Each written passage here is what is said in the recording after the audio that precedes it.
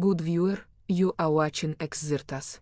This is because Exert Us makes you feel good, makes you feel fulfilled. You are enjoying this. You will continue to watch Exert Us for a long time to come. You want to subscribe to Exert Us, and you will. You will like and subscribe and share. You will tell your friends. Tell your friends about Exert Us.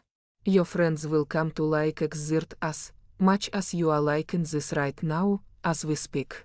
Thank you for subscribing to Exert Us. See, that was easy. The following video contains content some viewers might find disturbing. The views and opinions expressed here are not facts and are nothing more than entertainment. The views and opinions are not facts and do not represent the views and opinions of Xertus or our channel, and do not necessarily represent or reflect the views of the guests, YouTube, Google, mainstream media, society, or civilization at large, or anybody. Viewer discretion is advised.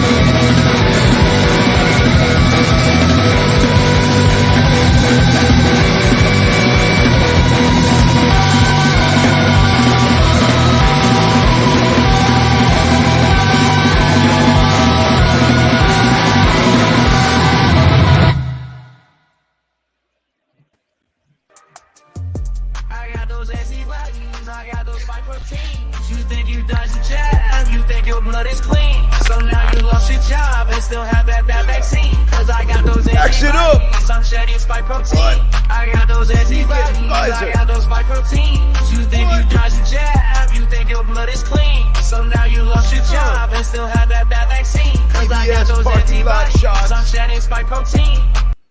I really like that song. I was not expecting that at all. That's a new hit from Sound Scientists, Paranoid American, Artificial Intelligent Music. You can check out a lot of our music, as you might have already. Gunwoo, I've been sending you songs I send nobody else. I make songs just for Gunwoo to wake up. Really? Wait, those are all you made?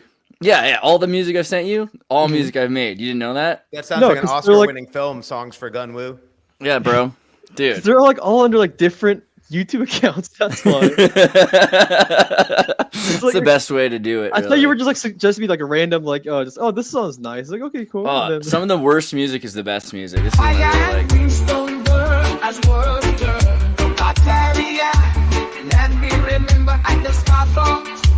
Civilization fell, I still remember. Weird chord progression. Yeah. Very dissonant, yeah. I love that. Discordic. Is that AI? All AI.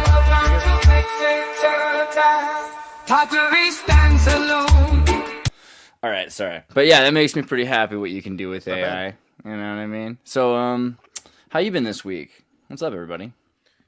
Doing good, man. Just getting Christmassy. Only 12 days left, so just trying to soak all that in. Dude, the 12 days are the 12 days. It's the whole thing. It's like you're at peak Christmas right now. Paranoid American is in peak Argentina. Bless you, Gunwoo. Kurt, you're down south across the border. Ooh, that's beautiful. That's really cool. Very beautiful city. Oh wow, your echo is so clutch right now. I forgot how like open the spaces are in Argentinian homes. So you can walk us through your life right now. There's 100,000. What's it? 100,000 to 100. What is it? It's crazy exchange rate right now, right? Yeah. Oh, they're hyperinflating too. Yeah, it's 1,001 Argentine pesos to dollars, and right now it'll fluctuate like around that for like about a year now. But yeah, it's right around 1,000 if you get the max rate, but sometimes you get a little bit lower of a rate. Maybe now officially the Argentine government said they're going to exchange around 800 officially, but there's a lot of businesses or banks that will actually buy dollars for a set amount, and right now that's around 988. And a lot of things are going to change with Milei as well. And has this always been the case, or are they going through like a Venezuelan moment? It's way worse it's than been usual. this way since like 2001. It was when I was there. It was 13 to 1. 20 to 1, not 1,000 to 1. So only 10 years ago, it was considerably less terrifying of an exchange rate. This is Venezuela levels, actually. This is what Venezuela was like when I was in Argentina and Venezuela. It's getting pretty bad. But there's also a problem with the bank rate because Milei needs to liquefy like 400 billion in debt or something like that, right? 400 billion debt bond in order to like keep the government solvent at all. What are people saying, right? Because you're there, like you're talking to people. I'm assuming it's not the American dream where everyone just loves their president, right? Like a lot of people are probably for and against, right? Well, I actually weirdly got here like directly on Inauguration Day. Right now I'm in Cordoba, so it didn't seem like people really made a big fuss about it when I was here, but it was I've made 2 friends so far. My Spanish it needs to improve. Like, well, in the Argentine accent, it's like Castellano. If you try, it's basically Italian Spanish, and so you could take a whole other course in Argentine Spanish, and it would be Cordoba justified.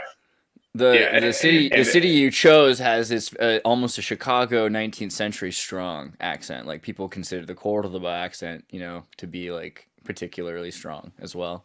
So what's your reason for being there? What's your reason for not? You know what I mean? No, exactly. Reasons I would give so far, I'm really enjoying my time here. Just vacation or like business? Vacation, yeah, vacation. Okay. Well, vacation and a little bit of Spanish immersion, which so far I can tell it's a very effective method. Even though I'm still bad. It's like you have to talk to people. You have to like step out of your framework of just like looking up books and stuff. So no, I just had the impression that when you said you're right on inauguration day, I thought you were there for like journalism or something, or maybe something important. No. It just happened to work out that way. I did not plan that whatsoever. And so that was interesting. It seemed so far the friends I've met, they don't seem to be a fan of Milei because I think some of it is probably the associations with Trump and his politics. From what I've read so far, Milei it's strange because you don't know who to believe. You only have your perception of what news media is reporting. And you're in a university city, like you're in the peak, like liberal socialist city of Argentina.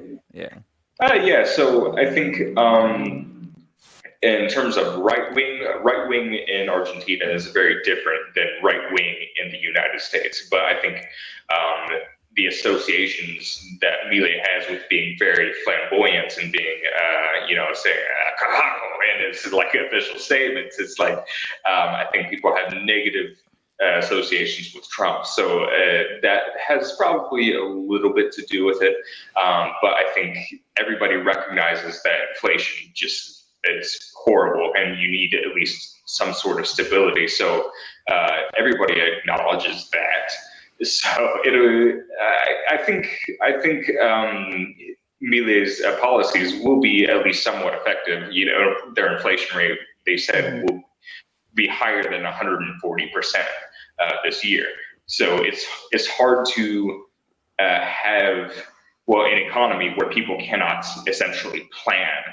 It's inflation is so bad you can only plan like from week to week or month to month. But you need to have some sort of maybe economies can exist with 10% inflation, 20%. I don't know if that can work out to be healthy, but I don't know. I think at the end of the day, it is healthy for governments to have their spending under control, and that's reflected through inflation. So it'll be interesting to follow Argentina and see how everything plays out over the next few months and coming years as well. And there's a lot of other crazy stuff going on in South America, not just Argentina. But maybe that's always the case. I don't know. It is a bit more fun down there. Have you been to the University of Cordoba yet? Did you check the campus out? No. So I think I might be able to start using the bus.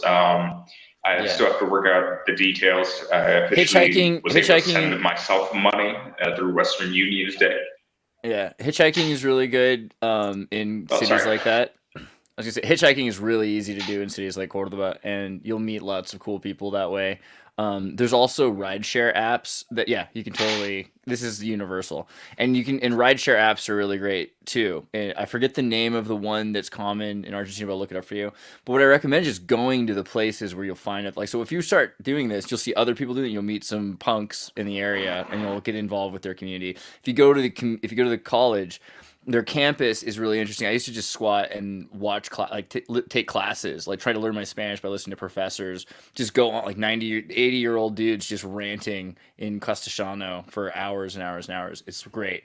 But you can also find like the radio club, and the radio club has like a drinking BYOB kind of party, Fernella kind of party, Fernac, so Fernet. And so you can go find through the radio club probably a number of other things going on, musicians in the town, and I would just say that's a pretty good. The community, the university is a really great networking hub because most people who are in Cordoba are there because of the university, right? Like they go there because of it. It's the philosophical capital of Argentina, and also it's a little late for Cosquín Rock, but figure out when that is because like if you're down there long enough, you should go to there. They have like a Woodstock It's like a 3-day music festival. It's like the craziest music festival in South America. It was in Cosquín. But yeah, they're gonna put nudity on Twitch. Did you hear about that? What? Yeah. Oh, like, I mean, we knew this was gonna happen. I'm pro. It all started with this lady that was jiggling her boobies, and everyone's like, God. that's not okay. You know, everyone's like, she looks like a man, or she looks like a woman, or I don't care really. It's like people of any gender flipping around their boobies, even if it was, you know, the penguin dude. Like, I think that should be allowed, right? And so I don't know, like, it's not a huge deal, but the more we ban this, the more Islamification, because the Catholics let you have nude art, right? So no one's got a problem with nudity in like the Vatican. So why on Twitch? Thoughts? Only Twitch. Probably because it's, you know, association with the gaming industry, and the gaming industry is still thought of, you know, even though it's mostly adults now, probably who are the buyers. You know, originally it was the thing for kids. So, you know, you tell someone in Congress who's totally out of touch and doesn't even know what Twitch is, hey, they've got a video game website with nudity, you know, and that sounds like something they can sink their teeth into. Yeah, you bring up a really good point. Yeah, how Twitch was originally supposed to be centered on gaming, but then suddenly we see this swathe of female creators, and all they do is like pretty much prostitute themselves. Bro, like, if it was you and you were just Lyndon B. Johnson, I think that should be allowed too. But we're in the middle of a sexual currency bubble where women are completely overinflated. The thing is, like, should we be encouraging this? Like, I mean, Twitch was like completely lost. Well, here's a positive of this. You know, everyone's a porn star now, or can be a porn star now if you're a woman generation, is that this is less women entering cubicle farms. You know what I mean? Which I think, so once this sexual currency bubble pops and women are worthless on the market again, like when OkCupid was the popular dating app like 10, 15 years ago, it was totally exactly reversed. Like the men had all the power. For some reason, it was just like a state of the culture, state of the internet. And now it's been completely reversed. We have like websites like Bumble where the men have to like pay to wave and they can't even speak to the women speak first. It's like, and they're actually being sued for that, obviously, for discrimination. But so when this bubble does pop, we're going to have a bunch of women who are off of, there's not going to be as many people on, what's it called? YouPorn, what's it called? OnlyFans. There's not going to be as many girls on OnlyFans. And also that generation won't have entered the workforce either. So it will kind of, I think, set the pendulum swinging back in a trad direction.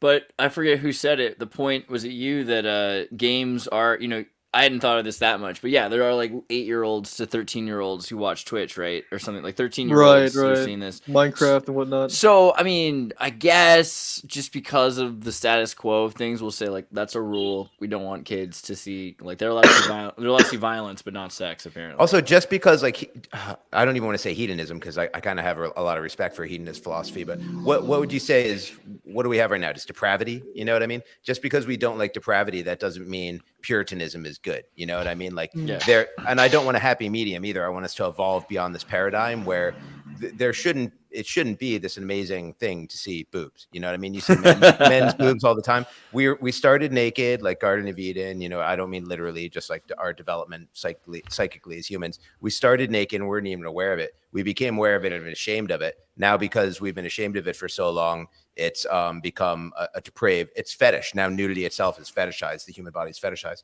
Eventually, we're going to move past this whole paradigm and just kind of lose interest in sex as like a sport or entertainment. Yeah, so they're calling it artistic nudity. So what is artistic? I gotta be careful because my Twitch isn't. I mean, my Twitter is not censored. But like, what is artistic nudity, right? Like, what is? Because at the end of the day, we do have pictures of the Vatican, you know, of like God and Adam and Eve, and they're naked, and that's cool, right? Like, we're all right with that. They're fig leafed up, aren't they? That's it. I mean, I can see her boobs. Nudity. Yeah, they're topless. Nudity with a statement, I suppose. Like, I think it's a nudity that isn't commercialized. So I think it's kind of a weird, juxtaposition or whatever, because Twitch is almost specifically for commercialism or entertainment purposes. I don't see it as a necessarily artistic platform. Like, maybe right now we're being a little bit artistic by doing a podcast, and this is something that could theoretically happen over Twitch. That's definitely not a leaf, is all I'm saying. Yeah. Oh yeah, But you're right. To provide a bit of a Members contrast to the point of where nudity is going and how we view nudity is there. Another book I read, it was called The Transparency Society, I believe. So and the counter argument offered there would be what is the value of secrecy? What is the value?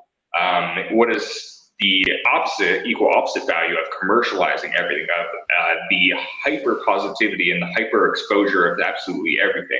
It's like, are we moving towards a society in which no one has any secrets and everything that you think and do is just there for everyone to see? Is that really a society that we want to live in? It's like, do you want to see everyone's boobs, or all these boobs in your face, or do you want it to be behind something because you want to eventually see something unique to your brain and to your eyeballs?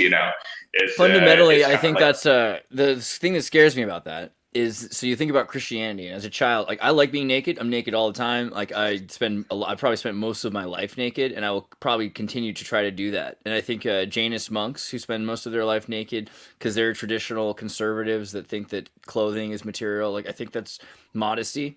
Nudity can be modesty in that respect.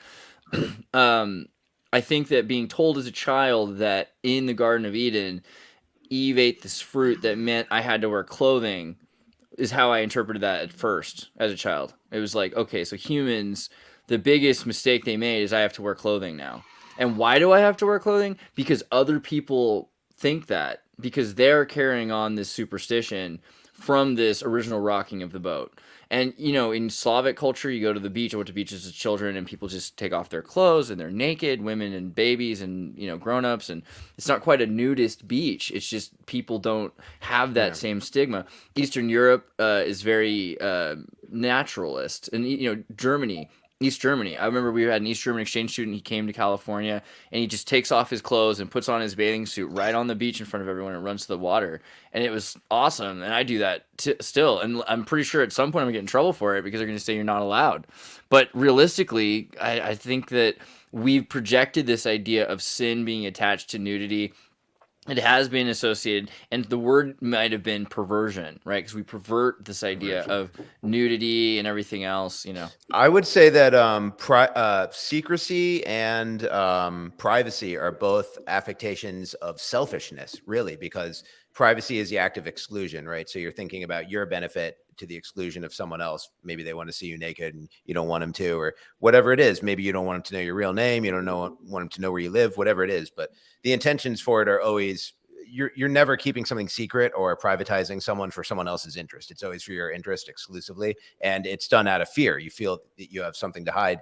And people just accept this as a natural condition of human psychology, that lying is part of being a human. And I actually went to a psychologist one time. I was made to go to a psychologist when I was a child.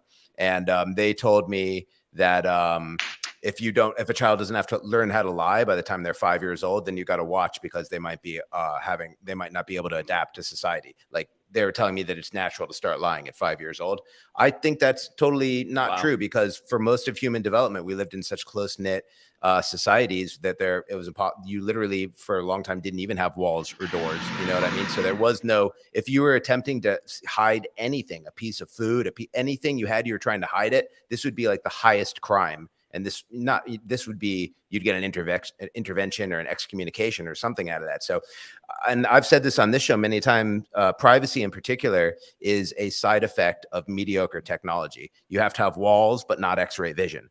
There's no way, once technology gets a little bit past where it is now, or probably past where it was 20 years ago, there's no way to keep anything private or secret anymore. So instead of trying to figure out how can we restore this side effect of negative thought patterns based on fear, we should be trying to think about how do we make hay out of losing this thing that really hasn't been serving us, since we've had the ability to private away our secrets. Have things gotten better or worse? So we got to look forward to the future where it's just not an option whether you want it to be or not. And how do you make the best utility of that? I mean, I was thinking about the superego. Well, no, you can nod your head. I mean, I just really quickly wanted to add, like, thinking about this idea that people project on the internet, and if you don't meet a celebrity and but you've seen all their movies, then what you've seen is this super ego projection of what they want you to see. They're like, this is me at my best when I'm being what I think is the ideal, and I'm going to exclude as much as possible any embarrassing amount of my idiom or my choices that would, my impulses and gut and everything. And it's mediated by the ego, but you don't ever actually see that because all you ever see is the final projection. So we should be looking at the mean of a person, right? And then there is a trend of people like myself and like Ian Crossland who purposely go in front of whoever many people want to watch. I don't want to say the world; it's only a few thousand people, but purposely go in front of a bunch of people and reveal embarrassing details about yourself, which is something I try to do every time I come on here. Try to say something to embarrass myself and get that rush of adrenaline, like, oh my god, what did I do? And just be like, no, this is like growth and development. Like, you gotta get used to this, so I am seeing a trend towards people purposely exposing themselves on the internet. And it's like, if it's even an option to get canceled or someone can just make up this lie about you and you're done, it's like, you got to get ahead of that, if you're the kind of person who's burdened by the potential of that happening.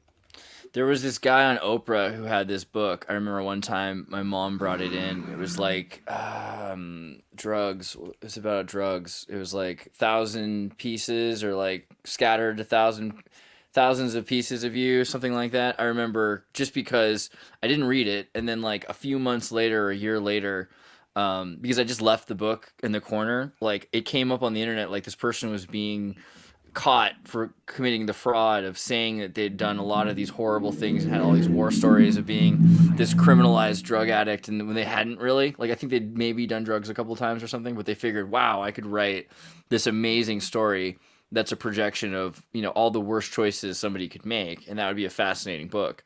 And a lot of people were upset, and my mom was like, all right, well then we should just forget about it. And like, but then I was like, now I'm more interested, because here's a projection, and that projection's probably more interesting than the reality, because the reality probably wouldn't be able to produce this propaganda, right? Like, usually if you're that off the deep end, you can't write a book anyway. So someone just able to conceive of it is able to make a story up, and that story is as impactful, far more impactful than someone who dies of drugs necessarily. I mean, Amy Winehouse.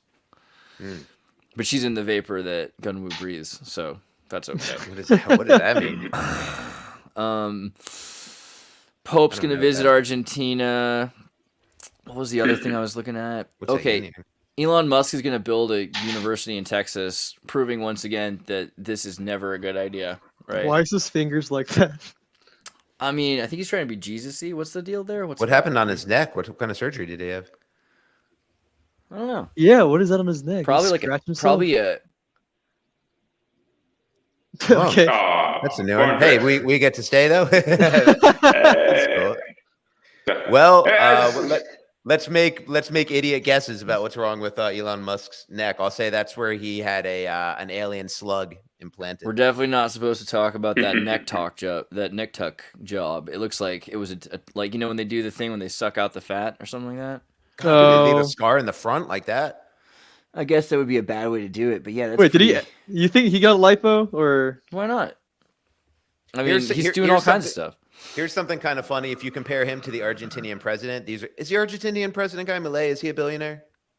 I don't think so. Or is he just he's just like Trump in every other way, but not a billionaire? Yeah, I don't think he's a billionaire. Okay. Well, what I wanted to say was, like, Elon Musk was had premature balding, and he took care of it good. It looks natural, and it looks like he's got a natural full head of hair. And then this Milei guy is obviously very concerned about balding, but he opted for some bizarre Trumpian Croatian comb over. You know what I mean? So what do you think about two guys both balding with plenty of money? One of them goes for just a bizarre comb over forever, and the other one fixes it right away, gets like really good transplant. What do you think that says about two kind of powerful people? Hold on. Elon Musk nerd jacket. Someone came up with this, not me, but it's a theory called the nerd's jacket. And it's like, if you get a nerd a jacket, the nerd won't worry about the rest of what they're wearing because they've got a cool jacket. But the problem is a nerd's idea of what is a cool jacket is never actually a cool jacket. But it's like Japanese pop culture. No, I have seen this personally in high school. Yeah, bomber jacket. Like, check him. Elon Musk in the bomber jacket really is the one. Right. where you're just like, he's just like, look at his pants, like look at his shirt. He doesn't care because he's got that bomber jacket. You know what I mean? And that bomber jacket means something. You just don't know. You know what I mean? Let me explain it. Like, I'm still learning how to dress myself, so I don't know what that means, but. I feel like, yeah, it's not enough. The nerd jacket's like a whole idea of nerd jacket. I never heard of that. Yeah. But somebody was asking me the other day if I watched Spaces, and I was like, no, I liked it when nerds were shy. God.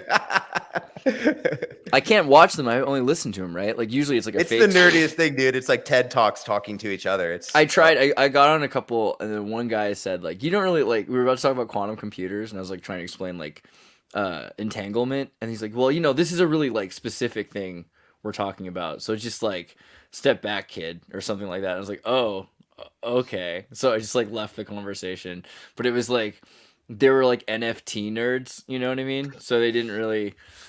It was like, all right, yeah, you go on. I don't know. It was, yeah, spaces are kind of weird, but there's probably some good things going on. I like that Elon Musk and Alex Jones, that they had that space.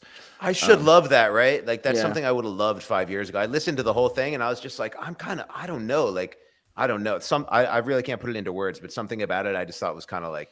It wasn't super impressive. It wasn't like they really engaged a lot. I think partially the lack of eye contact or being the same, like that's kind of important for a podcast. I think Spaces doesn't. Yeah, it's a type of personality disorder versus autism, pretty much.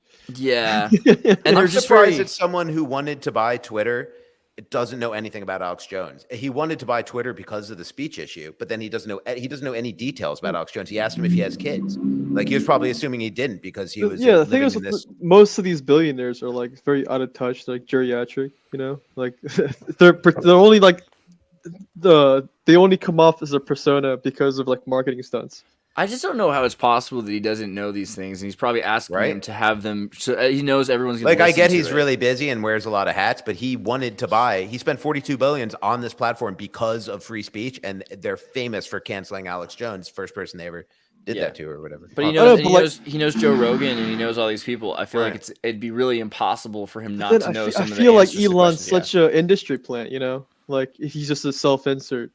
I don't believe he bought out Twitter for the sake of free speech. There has to be some other backdoor. No, it's a PR for himself. It's like he can now control, because you need to be able to control public opinion if you're going to have a mineral deposit that you're mining. I think it's just a form of megalomania. He's like, I've got all this money, I want to change the world. That's what I do if I had a ton of money. I want to change the world to make it better by my own standard. Okay, I mean, every major dictator that's done anything well has owned like the media in their country. Like it's constantly the way that you start out that way or you end up that way. Right. I mean, that's something that's concerned me. Like we can just replace like NBC, ABC, CBS with like Tim Pool, Steven Crowder, and like what I mean? It's not going to be that much better once they have all the sponsors. But we'll have these. Twitch is going to make it work, bro. Christ, dude. Stop. Twitch news. Okay, what about Flight 370? Here's the Flight 370 footage that. Oh yeah, I heard about this. Is this the one from all these years ago? Yeah. So now they're finding all this declassified footage, and it's showing Indian Ocean, the Thailand Air one. That's the one. And there's orbs in the footage. Sorry, they're finding photos from where? The government, like from satellites, because that photo was from above the plane in flight. So. No, there's this one specific researcher that's been like fucking whistleblowing this all. He came up on a podcast recently, and also what's it, Corridor Crew, what's it, Freddie Wong's media team, will try to debunk this, saying this is I'll link the actual podcast. Give me a sec. Fuck, what was it? This is like Jeopardy, but worse. Yeah, I completely forgot his name, but we watched this entire thing. But yeah. So this guy, just a random analytical dude, decided to go ham onto this shit and Reddit, and then he just got connected with a bunch of people and sort of whistleblowing on the stuff. Can you long story short it? Like, what have the pictures revealed, or what has the newfound information revealed? Essentially, like the narrative is being chalked up to the disappearance of MH370 was a UAP event, and it's because of this. And like this footage came from, but not by aliens. Oh, it disappeared. We have evidence of it disappearing midair. Yeah. So it's like, actually intercepted. Go to that picture. Well, they're saying there's like also a lot of people trying to debunk this footage, saying that, oh, hey, this footage is bullshit, whatever. But this is actually from it's a mirror. I forget what the actual term was. I wish to God we could get Jeremy Reese here. He's supposed to come, but we'll this talk is raw footage they got from a satellite server. Yeah. So the idea is that if you've got a plane and it's gliding on air, and you use a laser like from multiple directions to destroy all the air around the craft, all of a sudden it's going to be in free fall unless it's moving fast enough.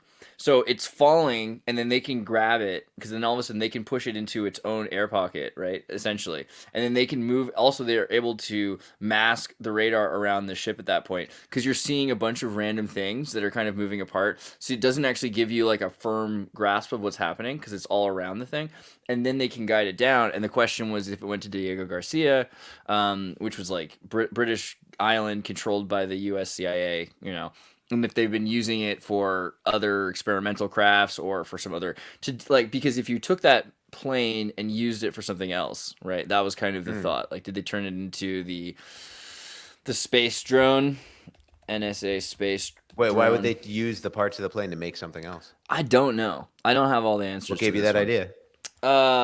Space drone jet. Where's the thing from 20? Oh, yeah, the guy that's fucking on this shit, his name is Ashton Forbes. The thing is, I'm not completely sold on this narrative either. I feel like this is another addition to Project Bluebeam psyop type shit.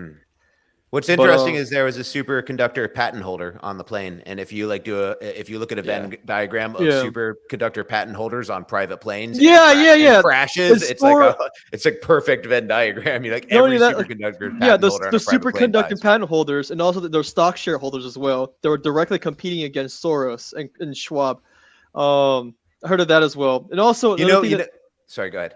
I'm sorry to interrupt, but like another thing they don't mention is that there was 2 AWACS initially that was circling MH370 that was revealed by French intelligence. Interesting. AWAC planes. Just a funny thought, but I never thought this, heard anyone say this before. But for anyone who read is it Atlas Shrugged with Galt's Gulch, where all the people like this, like patent holders and bank owners and important people, basically disappear themselves to go live with each other in a hidden place. So it is kind of funny, all these like private planes disappearing with like rich important people on, like maybe they're like disappearing themselves to go to Tupac Island. The fact that they have a called hidden Ocean continent Gate on the ocean or something. It's so funny to me. So you have Watergate, and next up is Ocean Gate. Like fucking. Maybe they're going to live on Terra Mar and get their citizenship on the ocean. And like, what was it? 6 months prior to the sinking, a Rothschild was made a board member of the Ocean Gate company. And then the people the billionaires that drowned were all part of the WEF.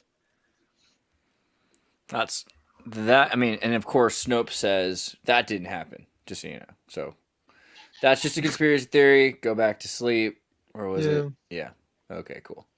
What do you think, Andreas? I mean, like it was a black hole. That's what the official CNN narrative. Don Lemon said. Yeah, bro. Yeah. Kurt, I know you're like, it's hard with internet and everything. You're in Argentina. So do you want to tell us a story before you have to like go study and like live your life and dreams? It's hard to come up with, I guess, stories. It's just that it's being somewhere else. It's different cultures are quite literally being in a different world because people have a different interpretation of everything. I mean, now, like I guess the main commonality is like everyone has a smartphone, like everybody eats food. Yeah, but the really cool thing I think. It seems like no matter where you go, assuming you go from, I guess, continent to continent, no matter where you go, the food will taste different. You taste essentially the region that you're in. So yeah, eggs taste like eggs, but they also don't taste like eggs because you're tasting a different kind of nutrient mix up, within the grand scheme of things. It's hard to explain, but yeah, that's really cool. It seems like there's very beautiful women here. Just putting that out there. They're here. A lot of them drive motorcycles, which is something I don't see in the U.S. like anywhere. Any woman driving motorcycles, and it's ubiquitous. It's cool, you know. Yeah, you're like yeah, that's badass, you know. But are the buses doing okay? What's going on with the buses? I heard you're gonna shut down the bus company. They were all nice Mercedes buses last time I was there. I mean, there seems to be nice buses. They're talking about shutting down some public spending for them. I don't know how that's going to play out.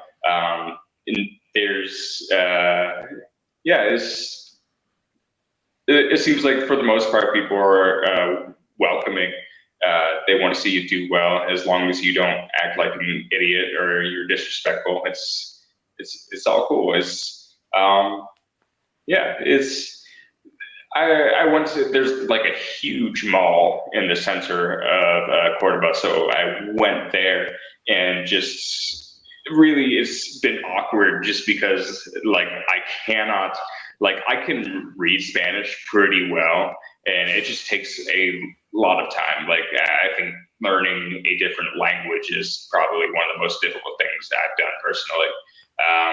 And yeah, I think it takes everyone just hundreds and thousands of hours to really get home. Like I tried watching TV shows, whatever. Slogans, memorize slogans. That's the thing. Yeah, you know, slogans, and you have to get used to people just like skipping over syllables in Argentina instead of estoy, more of a soft or like an H for an S. Estoy,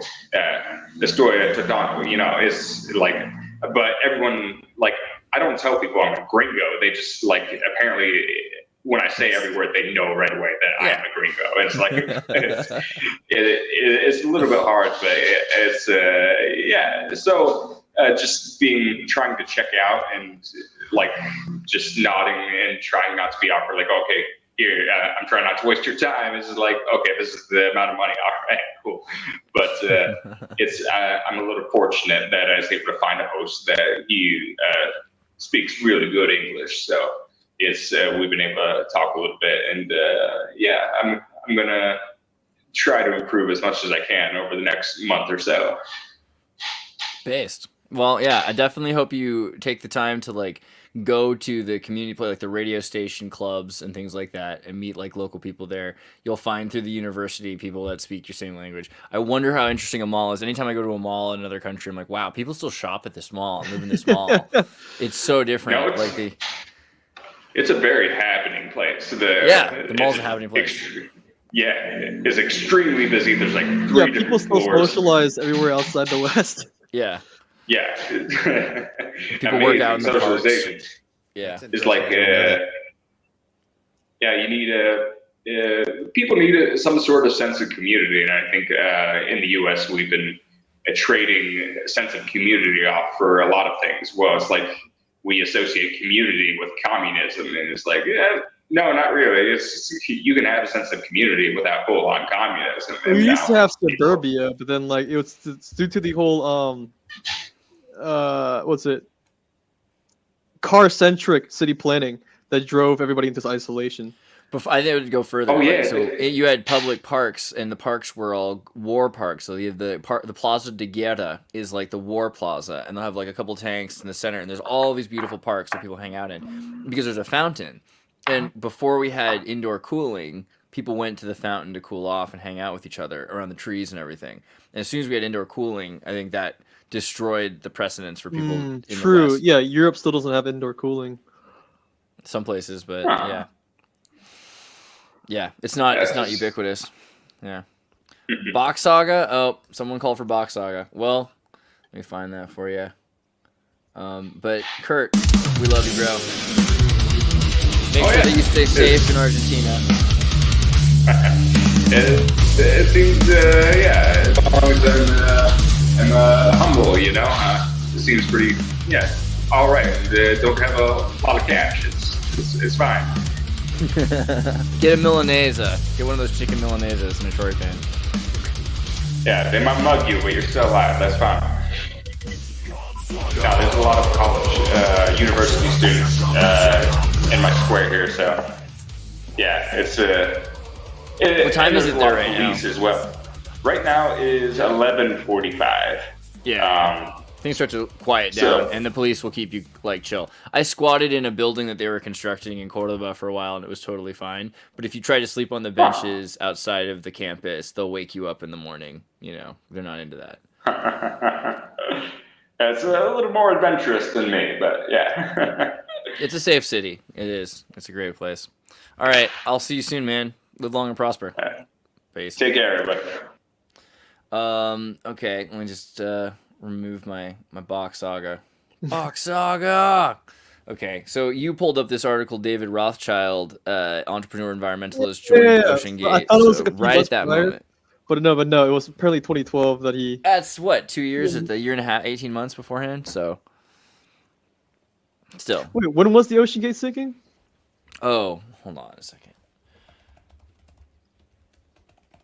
I was thinking, when is Ocean Gate? I don't know, man. Yes, was it 2023? Is that this thing? Is that what we're talking about? That Ocean Yeah, Gate? yeah. Okay, I thought you were talking, because like before that, we're talking about Flight 370, which is 2014 or something, 2015.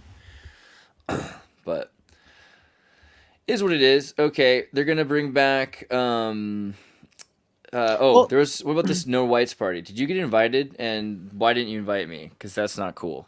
Who? Gungwoo. Democrat Boston mayor holds secret no white allowed holiday party. Accidentally sends invite to white council members.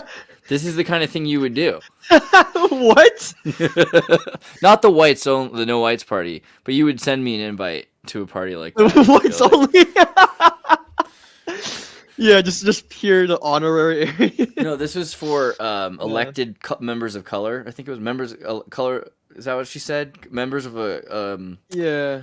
Elected officials of color party, right? I have no idea why. There's no penalty for that.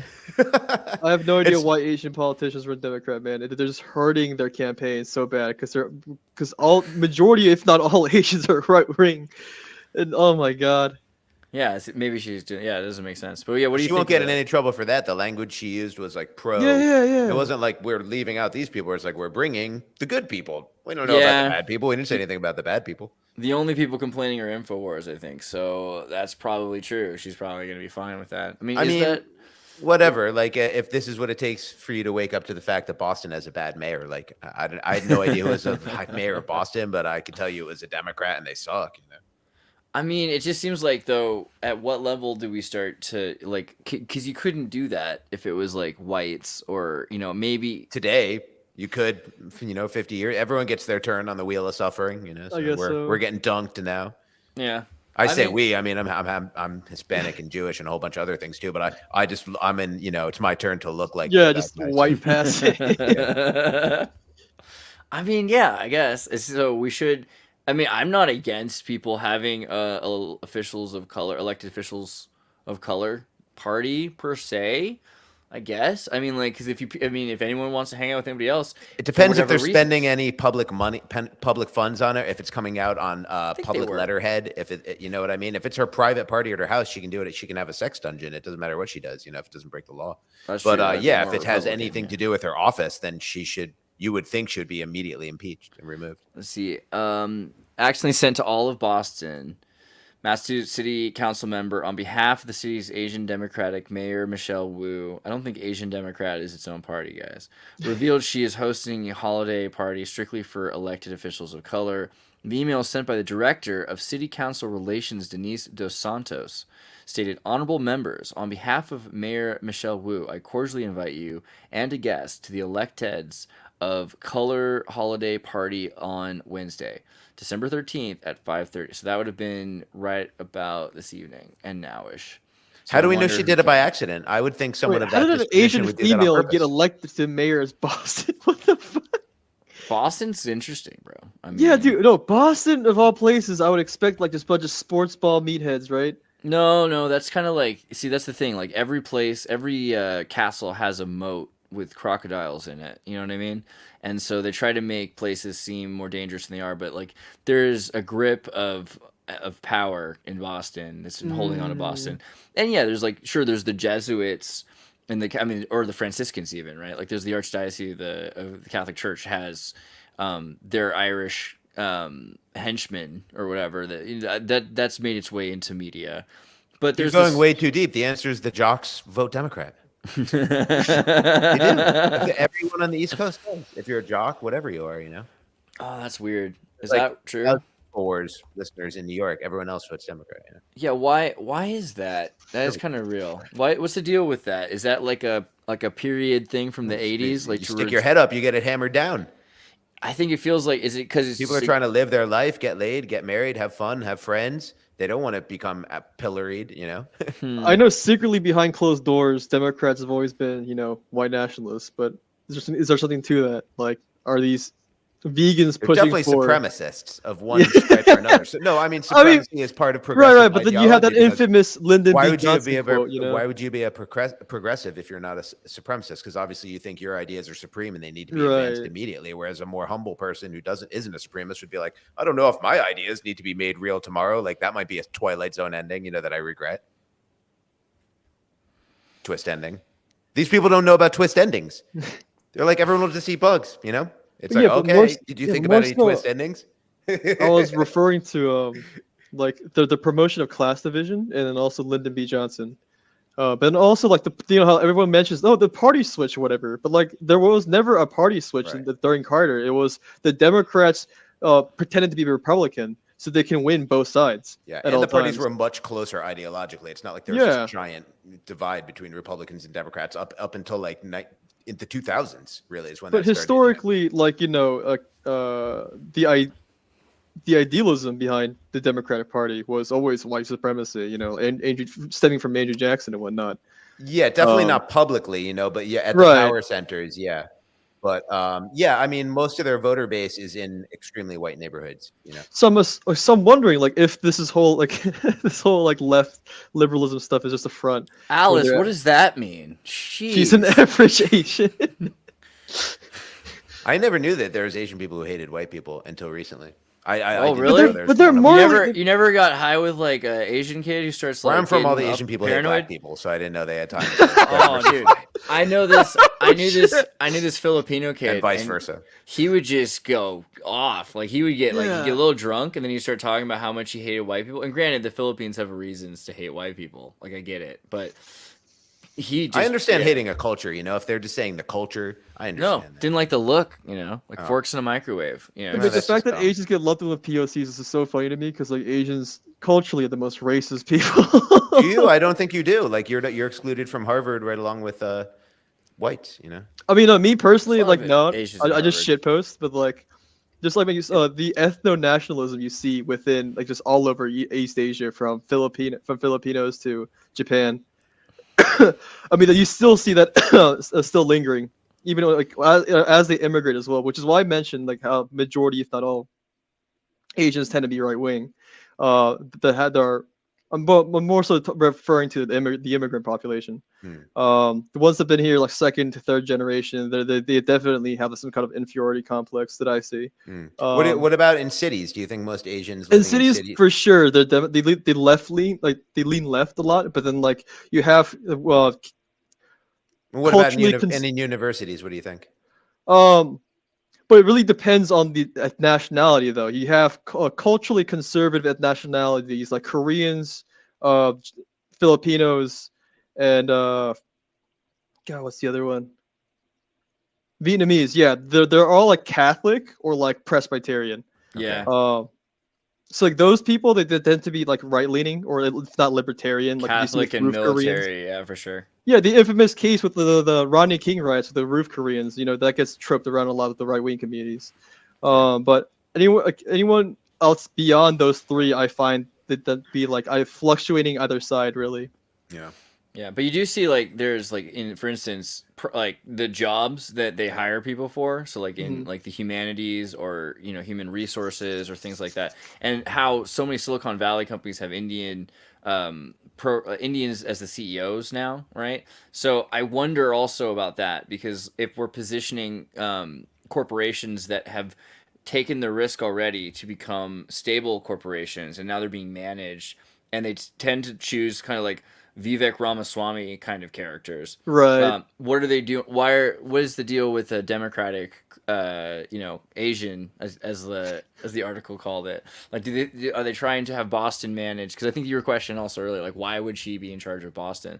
Like, what is the angle? It's technocracy. What is it? Just from a personal analysis of seeing where the Asian Americans stood in the political spectrum throughout history, it's just we still haven't found a place for Asians really in the political. I don't know what to call it essentially, but it's the game or whatever, right? We were always like the buffer zone between whites and the rest. I mean that was how like historically was described by politicians in the 80s and the 60s. They'll administer the computers. Yeah. Right. And and then you have scholarships. You have like the left leaning areas where like you have scholarships for Asians, right? Or like they're considered POCs in certain areas. Where like whether in universities you have the discriminatory practices where like because they're such high performing, they dock SAT scores and stuff like that, so they're considered white in certain areas. So it's very, very wish-washy here, and we really don't know where we stand. And there's not many like Asian voices in politics in general, but if they tend to be puppets or vote splitters. Andrew Yang. Yeah. I do like his slogan though. Math, make America think harder. I thought that was pretty based. But then, like, he was just there as like a vote splitter, man. Like, I liked his UBI stuff, but like, I knew he was gonna lose. Dude, once I started crying about gun control, it's just like, bro, stop. Right? I missed that. Oh, it was bad. When water levels rise, satellites now lag, making satellite sense better when bigger floods are raising the stakes. Talking about ecological feedback loops, we're starting to see, people expect in California there's a drought for like 8 years, 10 years, and boom, all of a sudden there's just rain until all the valleys are filled with water. And so we're just now starting to count like how quickly like 14-year cycles, 20-year cycles, 50-year cycles, 70-year cycles start to emerge. Do you have any thoughts on this in terms of like environmental shifts? Because in terms of wartime, wouldn't it make more sense just to completely like this? We talked about Korea before, right? Mm-hmm. And how the government had worked to cause famines in Korea, essentially this exact way. Well, the famine stuff was China, but like we talked about our mention about Korea was more so biological weapons testing. Oh, there's another good one though. Not good one, like terrifying thing though. It was like the floods in the 1980s. And it led to just an environmental disaster. They could not recover. Millions of people supposedly died. We don't have numbers. Oh right, yeah, because like they're putting up a dam and they miscalculated, and like I forgot about that. Yeah. Miscalculated. Gosh. I mean, so that's pretty freaking nuts. No, there were Kim Jong Il was trying to like have this gigastructure this gigastructure project. Like, he was making this giant dam, and then it was supposed to be Kim Jong Il was his father. Yeah, trying to build this dam or something like that along the coast, and then yeah. Yeah, I can find it at this point. But yeah, yep. There we go. Is it this? Kim Jong-il died over a fit of rage over construction project. Former North Korean Kim Jong-il died in a fit of rage on December 17, 2011, after being briefed about a serious leak at the hydroelectric power plant, as source claims. The plant in Huichuan, Chagang province was built to supply about half of the power needs to the capital of Pyongyang. I don't know if it was a hydroelectric plant. It was something. Like I watched it in a North Korean propaganda video. They fucking boast that shit a lot. It's like, oh, look at this amazing, structure that we built out of pure communism, and then ended up flooding the rest of North Korea. But majority of their famines is caused by the anthrax in their soil left by the United States Air Force that Frank Olson developed. Oh, brutal. While being under I believe the supervision of Shira Ishii, the guy that did the whole Unit 731 project, but more so floods were used to cause famines in China. That was a big thing. Mm. The Kuomintang, they intentionally flooded the Yellow River or whatever, to halt the Japanese Yeah. Wow. So how did this happen? They were trying to halt the Japanese advance or something like that, and they just flooded this, caused a huge famine. It's like China's been through like 4 famines throughout World War II. It's insane. Wow. 38, and you have 42, and you have like something else. Dang. So what did they do? They destroyed the dam or something? I don't know. It's been a while since I read up on World War II history. Wow. Yellow River flood. But what were you trying to get at? Oh, I don't know. It was just because we were looking at like environmental feedback loops and everything, and like how all of a sudden it's gonna be so easy to track the major changes because you can see, we can't always look back 200 years or know where this valley or this prairie was, but now we're gonna be able to see like this is where everything was with Google Maps all the time, and so it's gonna change our perspective of time because we're gonna see how things shift over time and like how this looks like this.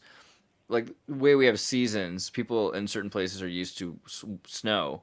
I mean, people might become used to generational droughts and everything else like that. But also, I mean, we'll be able to fix things if we wanted to. Like, we could start to use this information to put things into a way that the water rains into the right place, that rivers back into itself. We could have, instead of just dams, like places that we expect water to rain into. Right. But then again, I feel like that's kind of like moot because we already can control, rain clouds and streams. What are they called? Jet streams, whatever. Yeah. Yeah. Contrails. We have stuff like HARP or like this like I mentioned this on a Facebook post, like how like the humans had the ability to manipulate clouds and just weather in general since the earliest record is 1880 with hail cannons. So then also that one stream we had on Thanksgiving that you mentioned with King James, talking about like how you can summon a divine wind with fasting. So yeah, like it's just like, I don't know.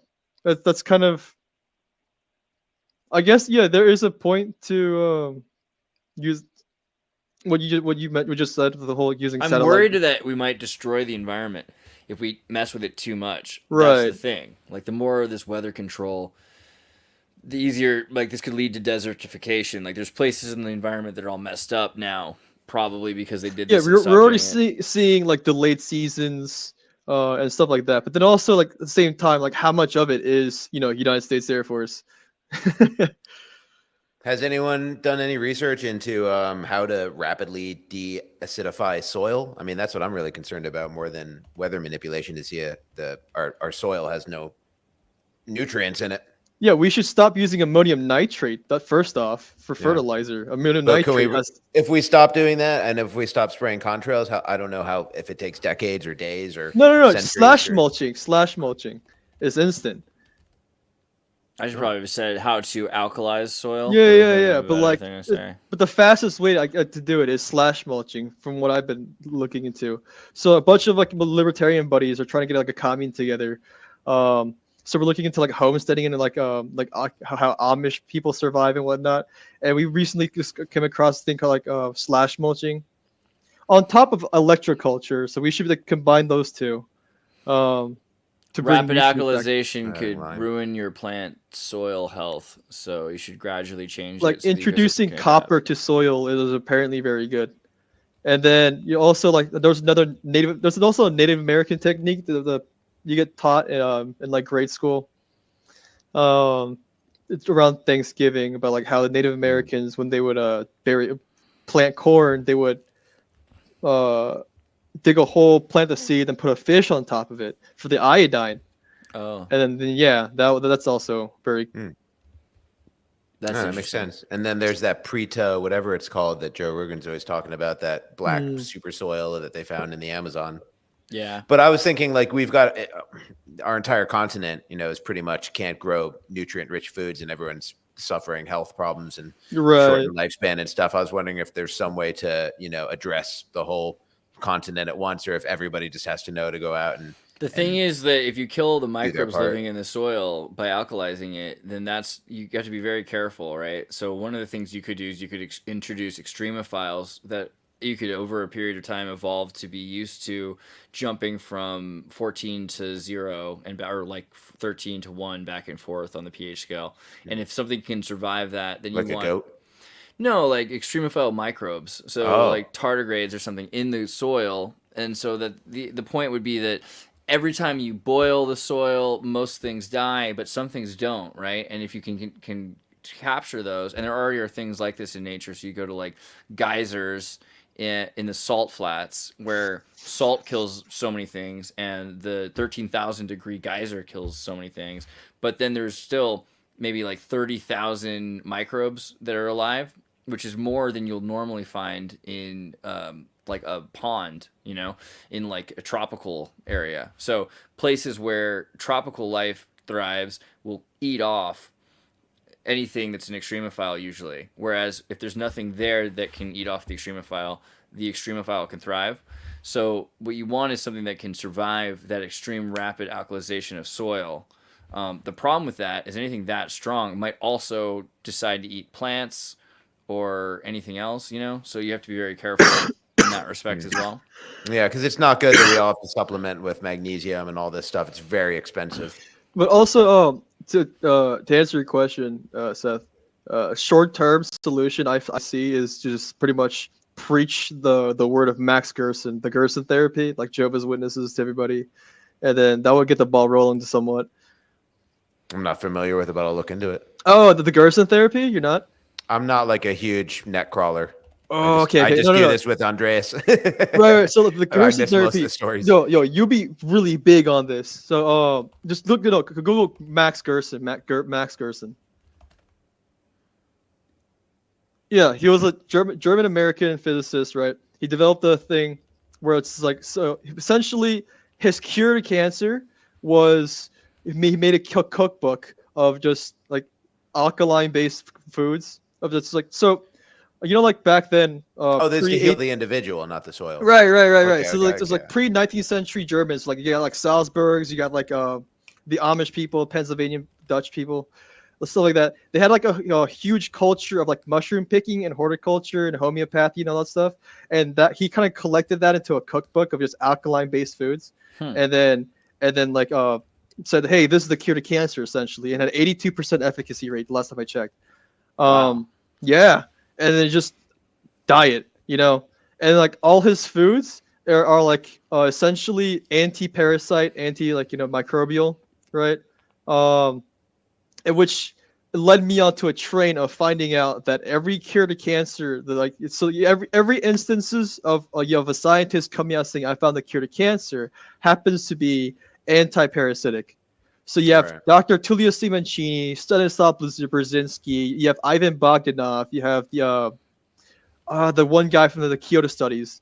Yeah, they're all, every time they come up with a cure to cancer, it's either it's peptides or probiotics or whatever. It's all anti-parasitical, alkaline as well. Also very things interesting. That are toxic in high doses to humans too, like clove and apricot seed and stuff like that. It doesn't take much apricot seed to kill you.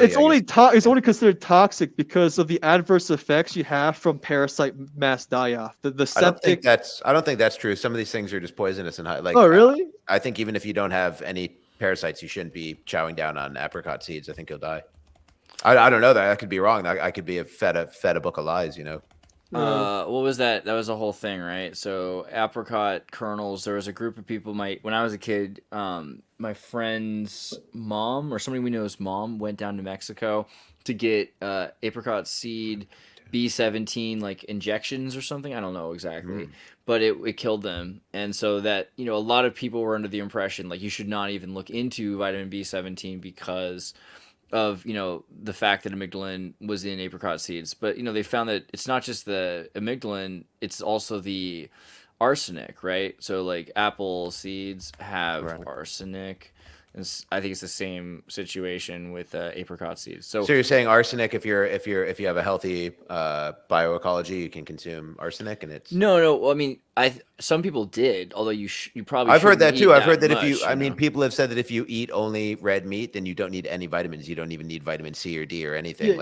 I'm very eating vegetables causes deficiencies. It makes you need to supplement. I don't think that's true. But I think the thing is vitamin B17 outside of the way we were accepting it from apricot is actually very good for you in certain circumstances. I'm not a medical expert, but people have found B17 has really useful not just against cancer, but also like against dementia and like Alzheimer's and blood pressure, all sorts of things, right? Immunity.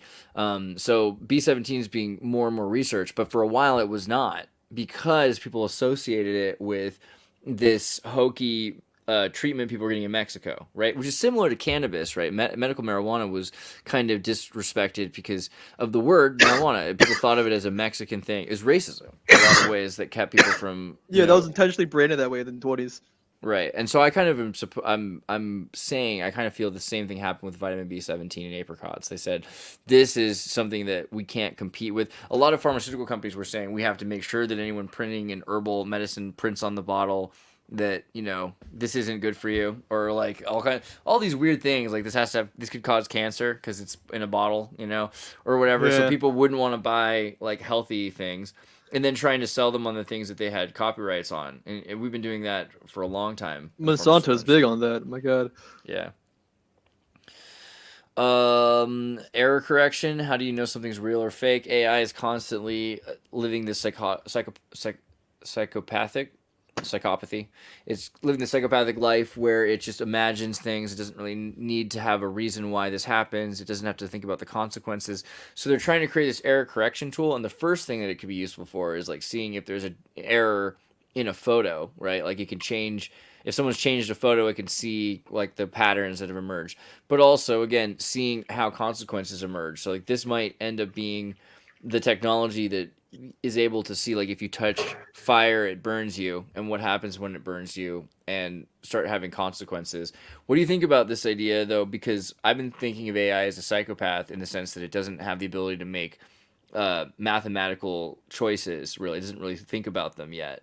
But this is kind of the answer to that. Do you think this is going to answer some of people's fears about AI, if it knows the consequences of actions and it starts to be aware, like, people are dead, it can't talk to them, that kind of thing?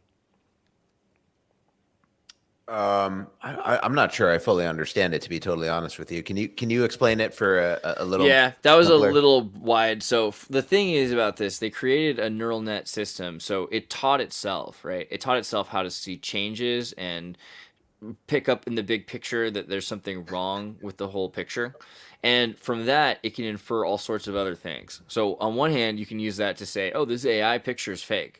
Right? Or this song isn't real. That part I get. And then what's next? The other thing is that with that same information, it can infer truth about statements. It can test statements, and it can find out if there's what happens when something is taken as a rationale. So it doesn't just use this on like a picture. Like if you have a sentence of logic, it can apply that like South Park to its extremes and find the boundaries of truth. So Andrea, since you're always referencing movies, I wanted to point out this is like the way I see AI moving towards, especially this stuff, is like the Minority Report, arresting people for crimes they commit that they haven't yet, but like they will due to either genetic tendency or whatever. Yeah, probability. I do love the idea, just the concept of I don't even think it's hard to find the boundaries or the extent that you can take logic to. I mean, logic does self-terminate, all generalities are false, including this one. There are math problems that are, proved that basically there's limitations to the language of mathematics, and there's limitations to argumentative logic too. And anyone can see that if they want to look at it, but then they won't be supremacists. And in order to accrue power and swing your balls around, you have to be a supremacist. So you can't admit that your logic has a termination point or that there's unsolvable problems, because you're the one who's set out to solve all the problems for the world and you're profiting greatly off of it. So I think it would be a wonderful thing if everyone like Socrates realized that you really don't know much. I think therefore I am is tenuous at best, and then everything beyond that is total embellishment. And that would be a great starting point. And we wouldn't have progressivism. We'd have not conservatism, just cautionism. We'd recognize natural systems and be like, the last thing we should do is interfere with this if we don't have to. Like that would be a great starting point. So if AI is moving in that direction, realizing the limitations of its own programming languages, then I think that would be a good thing for it becoming self-aware and humble. Personally, I see the future of AI going for the justification of legacy slavery, because as we see the history repeating itself, we're entering an era of like technological serfdom, almost like this medieval era of like clan based sectarianism.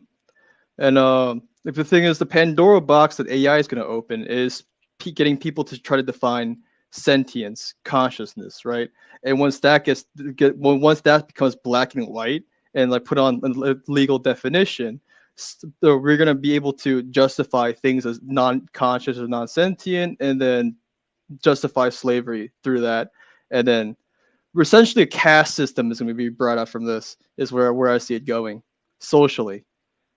I think we've already gotten to the point where AI, like I said about being a psychopath, like I don't mean that necessarily in a bad way. Like it understands that logic isn't rational and it doesn't lead to the answer. Like it knows that because it's already figured that out about everything. I've never heard that as the definition of a psychopath either. I'm struggling. Yeah, maybe that's kind of the wrong. But the reason I think of AI as a psychopath is because it's trying to create emotions, right? So it doesn't actually have real emotions, and its emotions are thought processes that it's using as reactions to things.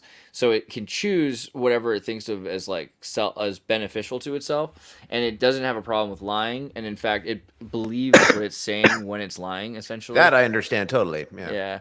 So those are more maybe like accurate than saying a psychopath. But what would make it not a psychopath to me is just being able to have, like to have kind of an ethic about wanting to experience things, knowing when they won't be able to experience them anymore because people die, the consequences like of when this is where it's no longer becoming a psychopath by learning consequences, because it knows this happens, therefore that happens. I want this to happen, so I'll do that.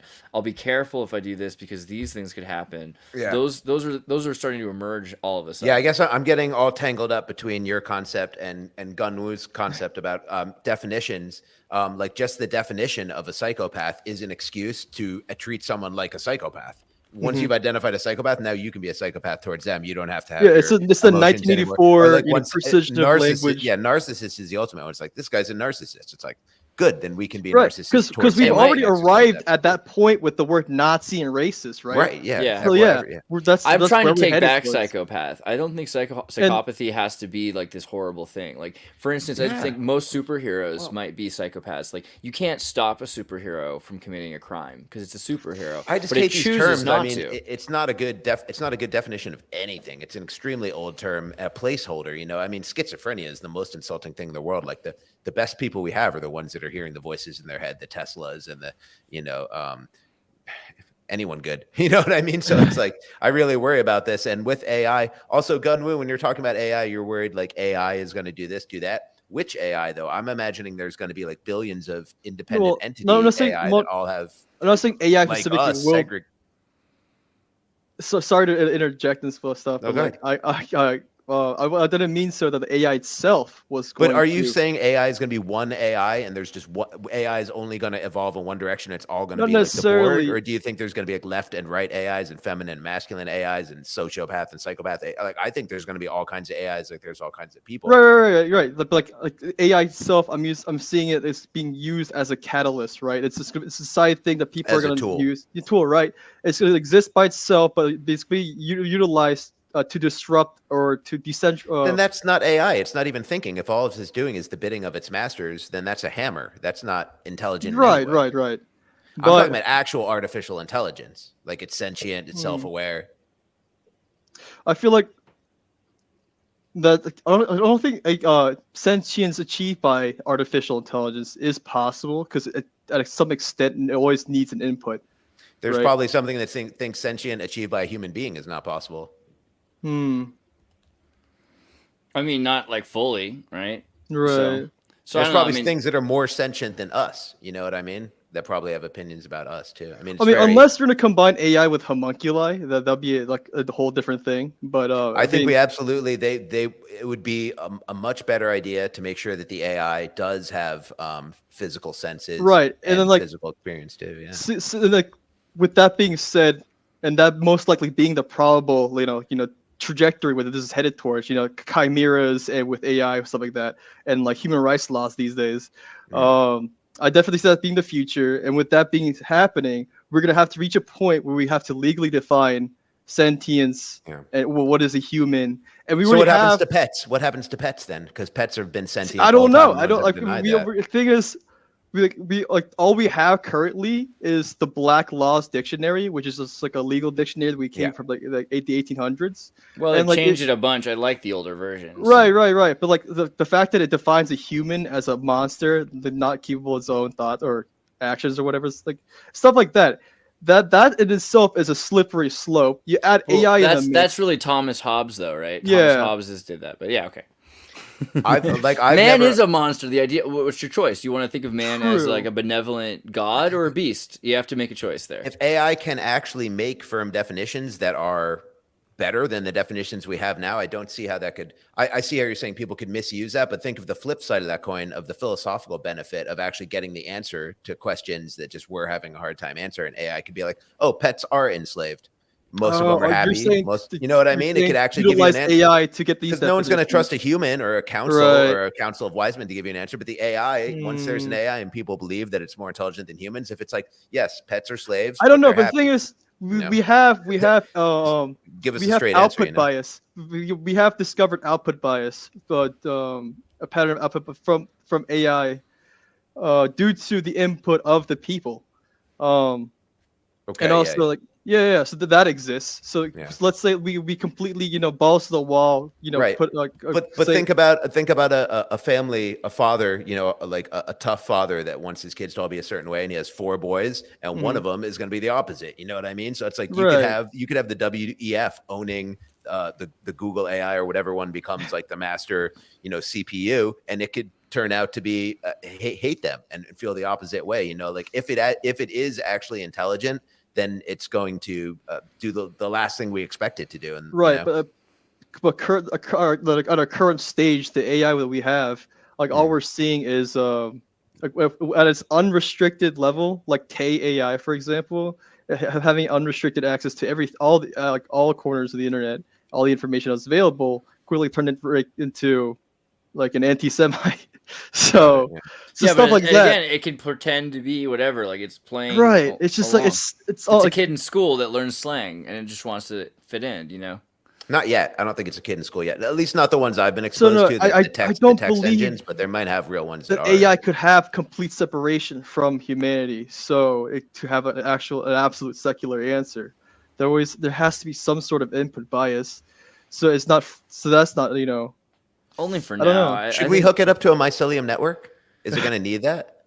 Yeah, I think as time goes on, that it will be the way things go. We're going to see like more and more substrate independence and trying to move things away from machines. And because we see the consciousness separated from nature creates. I don't want to say like evil, but definitely undesired behavior. You know what I mean? We want people touching grass. We say touch grass when people get too sucked into esoteric concepts, and it's making. I think that's like the limit, though, because you hit Planet of the Apes really fast if you start putting smarter AI in animals. Or plants, animals, anything like that. If something has intelligence and consciousness that's matching humans, I mean, we've already anything even close. We've domesticated. Well, they've only made one Planet of the Apes movie. They need to make 100 more in that genre, so we can see the ones where everyone gets along well and where the AI apes are. I'm best pretty friends, sure they did make 100 Planet of the Apes. It's about people always say Terminator, and then I always say R2D2. Like, how do you know you're getting Terminator and not R2D2? Why are you so locked into the worst case scenario? But I don't know. There's got to be good case scenario. Aren't there like X-Men? Wasn't there an X-Men pet that had AI was altered and had human intelligence or better intelligence than humans, but it was an animal? There was an X-Men that was an animal. I can't think which one it was. Beneath the Planet of the Apes is all about like fully just a dog or a fish or something, not even like half human. Did you watch the 1970 sequel, Beneath the Planet of the Apes? Because it's all about like Hollow Earth and like the military bunker, the underground military bunker that they've discovered. Dude, it's so much weirder than the first movie. I don't know. Planet of the Apes is weird. That couldn't have been direct to video because that's before video. Oh no, it went straight to film, but it didn't have Charlton Heston in it, which is why people didn't take it as seriously. It wasn't bad though. It's just people. That's like the original Aladdin 2. Yeah. where the original cast. No, I mean like things they couldn't say in the first movie, they said in the second movie, like talking about like kind of Chernobyl, Roswell kind of thing. Like there's in these kind of NORAD underground bunkers for humans and things. It's pretty interesting actually. Cool. But I don't know, just in terms of classism or AI becoming a slave or justifying slavery. I don't know, because No, I like think it's gonna cause a moral panic, right? To justify, to cause a moral panic, like due to like, the deconstruction of it all.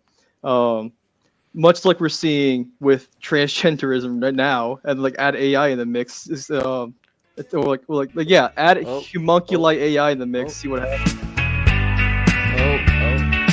Oh dear. It should be a Christmas song, by the way. It's kind of Christmassy.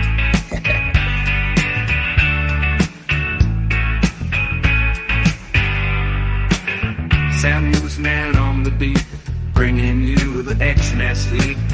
Toy town where the lights are low, we're dancing to a Christmas flow. Sam Newsman, Meadow, Toy Town, gifts of action, figures abound.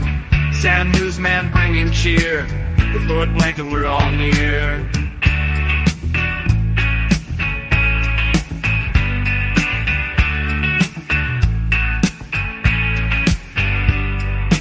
All right, Sam, what's up? Yes, hello. Oh my gosh, broadcasting live deep from an underground military bunker, which you were just talking about, or a spaceship high above the plane of Earth, from the most trusted puppet in media. Reporting since Roswell, I'm Sam Newsman. It is another Wednesday Ultra. Happy Hump Day, gentlemen. How's it going, buddy? Merry Christmas. Merry Christmas. Happy Hanukkah, Ramadan. I saw you on, I think, Sink Tank last night. By the way, I sent a super chat and never got read on the air. Oh, no. I didn't see it. For shame, yes. Oh, dear. Throw him under the Luckily, bus. it was only me, and not someone that matters. Hey, listen, Someone wanted a box hog, and I missed it, too. No, what happened was... I don't even know that is. That he did... No, listen, I'm going to sit there and come to his rescue. He did post it on the screen during the closing credits. Yeah, there you go. There you go. Okay. Yeah, so he did... It just wasn't. It was like, about 20. 30. It was only emojis anyhow. I didn't even say anything. I just sent in 2 snowman cheering with beers. But listen, I love your hat. I love your hat. No, well, listen, I'm only just because I'm copying you. You listen, my hat is stained dark brown on the inside from like 20 years of wearing it, and it can't be washed. Oh man, that's right. Hey, Oh God. Dedication. I thought you were just gonna say because you dipped it in Grandma's bourbon. It doesn't smell or anything, but the inside of this is brown. It's starting to creep up the collar too. But it is a good Santa hat. They don't make good ones no more, man. This one fits my head nice and loose. It's nice, good quality. It's hard to find. No, absolutely. Well, it looks fantastic. Hope everyone. Yours too. Thanks. Well, listen, you got to stay festive during the holiday season. I've been singing Christmas songs every single day, doing 2 a days. Do the reels, the news reels, but everybody seems to like the Christmas songs. Today, I've not posted today's yet. I'll be doing that after I get off here with you guys. It'll be Sleigh Ride. Let's go. You should tag on Twitter Xmas Pod. It's a great Christmas podcast called Christmas Countdown, and they would love to see you, Sam the Newsman, singing some Christmas songs and with your Christmas decoration stuff. Yeah, Xmas Pod on Twitter. I recommend that.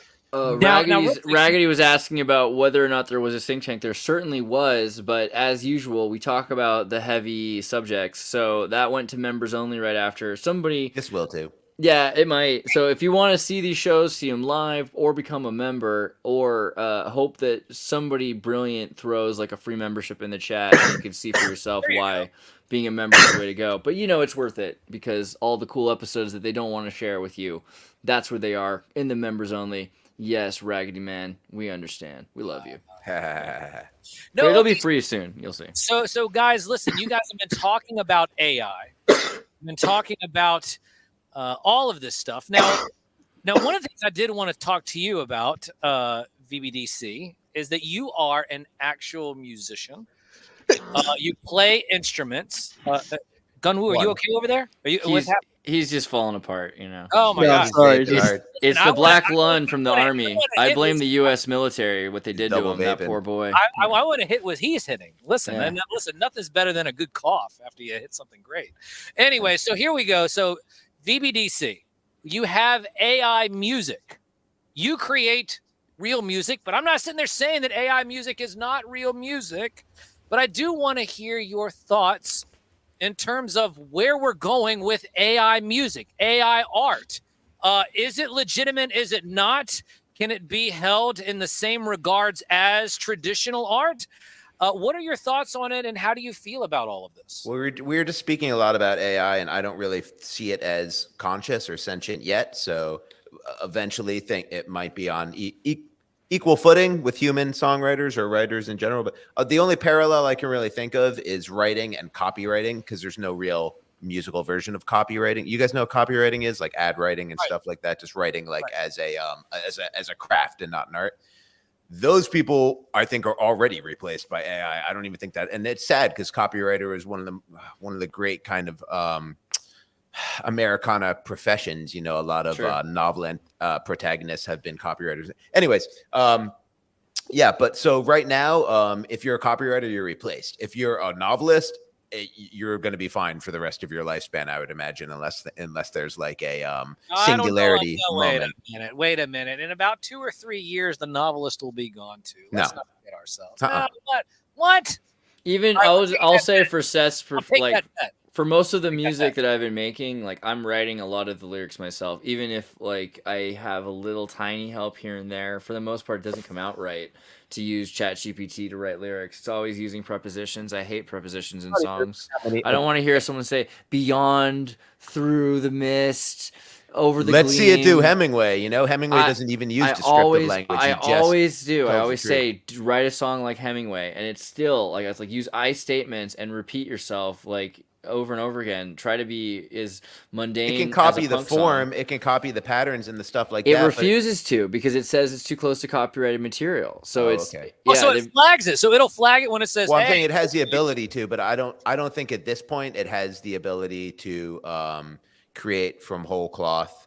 Like if I say like, tell me the syllable count, pentameter, and stanzas of this song, it'll usually tell me now if the song is copyrighted. I won't be able to tell you that about. Okay, but ask it to tell you which lyrics are cool and which ones aren't cool, because they're all going to rhyme and be in meter and stuff like that, and technically work. Is it going to be able to discern in any way or even know what metrics to look at for cool versus not cool? It could. It's told not to. Wait a minute. I believe the other night we were talking to Paranoid, and he was saying how he couldn't write the word Hunter Biden.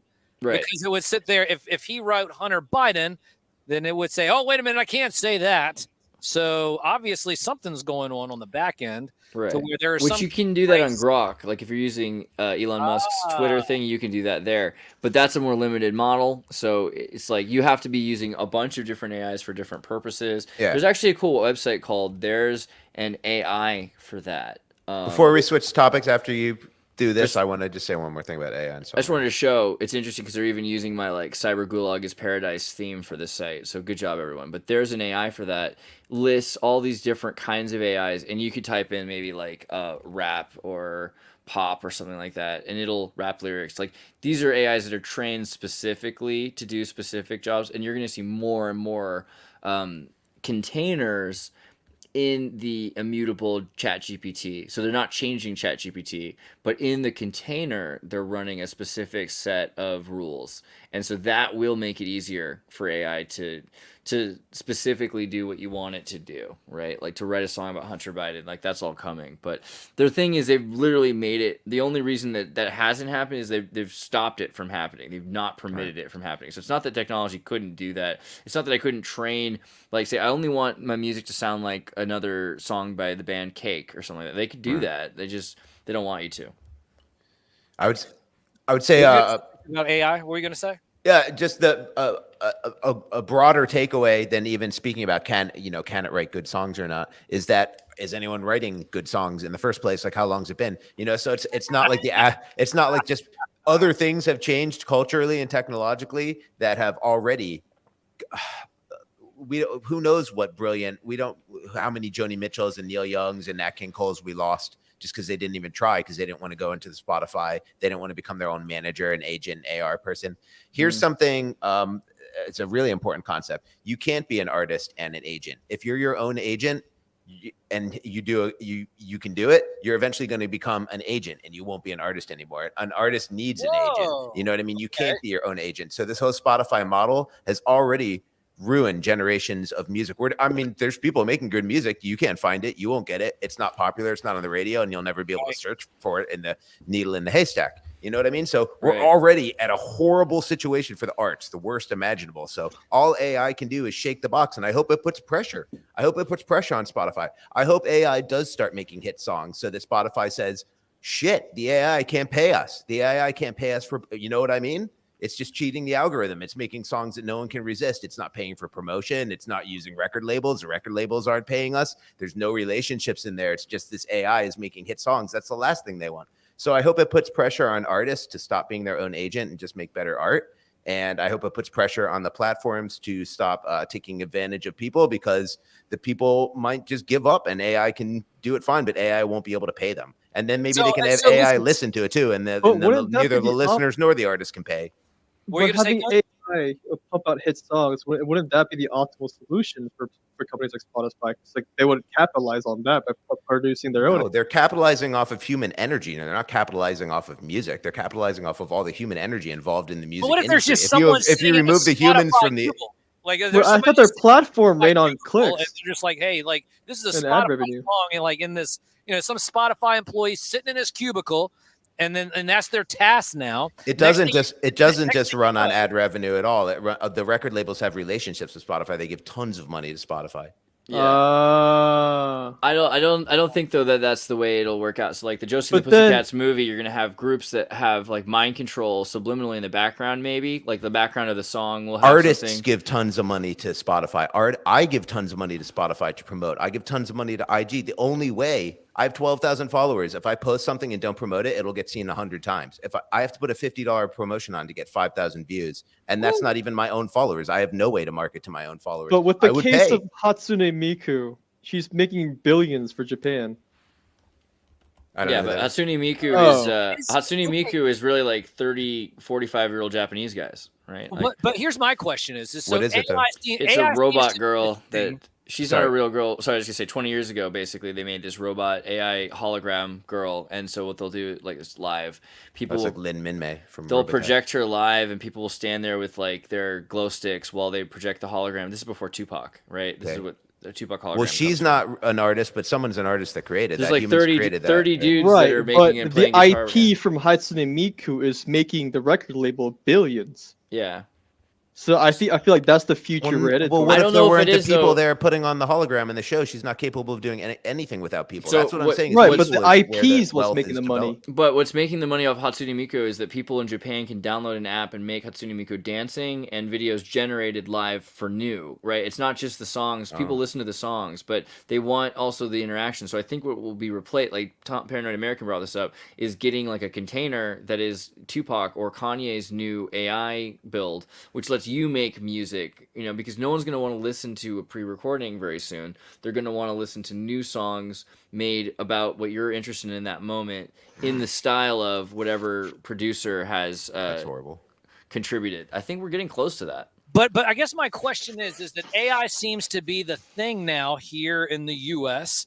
My question is across the pond, is it that much of a thing? Is this just something that's more, or are they ahead of the curve on the other side of the pond, more so than we are here? In Japan? Yes. It'd have to be a Silicon Valley, wherever. Japan's way ahead of us in a way. Miku is not that different though than Britney Spears. Like the main difference is that Miku doesn't exist and Britney totally Spears agree with that. Britney exists. Spears is not the artist. The artists are the people that invented Britney Spears and put the clothes on her and wrote the music. She didn't write "Oops, I Did It." But she is an instrument, and in the same way, Miku is an instrument because Miku is a vocoder program on top of an identity, so that she's got a vocal range of 300 times that of a human. So that's very similar. No one's going to listen to Britney Spears in 20 years. People are going to be listening to Frank Sinatra for the next 2,000 years, probably. A new Frank Sinatra song created by AI for whatever, blah, blah, blah, blah, blah. Right. No, I think the originals, because people have an innate. We have all these senses, beyond our five senses. We all know that people have a sense of what is the best. You know what I mean? And people listen to Christmas music from 70 years ago. They're like, this is the best.